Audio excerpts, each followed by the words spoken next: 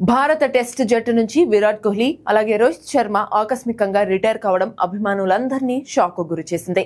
ముఖ్యంగా ఈ ఇద్దరు దిగ్గజాలు ఇంగ్లాండ్ తో జరిగిన అండర్సన్ టెండూల్కర్ ట్రోఫీకి కొన్ని రోజుల ముందు అకస్మాత్తుగా తమ టెస్ట్ కెరీర్ కు ముగింపు పలికారు. ఆస్ట్రేలియాతో జరిగిన బోర్డర్ గవాస్కర్ ట్రోఫీలో పేలవమైన ప్రదర్శనల వల్లే ఇద్దరు తప్పుకున్నారని అందరూ భావించారు. కానీ ఇప్పుడు భారత మాజీ క్రికెటర్ కర్సన్ ఘావ్రీ అంతర్గత రాజకీయాల వల్లే ఇద్దరు రిటైర్ అయ్యారని సంచలన కామెంట్స్ చేశారు.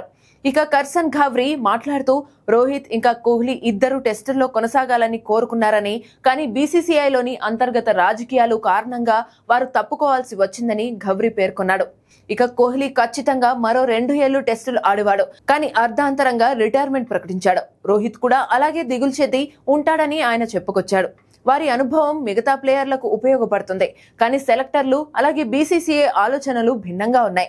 ఇది ఒక రకమైన చిల్లర రాజకీయాలకు సంబంధించిన విషయం అని ఆయన అన్నారు. వాటి వల్లే ఇద్దరు తప్పుకున్నారు. దీనితో పాటు వీరిద్దరూ త్వరలో వన్డేల నుంచి కూడా రిటైర్మెంట్ తీసుకోవచ్చని, 2027లో ప్రపంచ కప్ ఆడాలనే వారి కలను ముగించే అవకాశం ఉందని ఆయన అభిప్రాయపడ్డారు.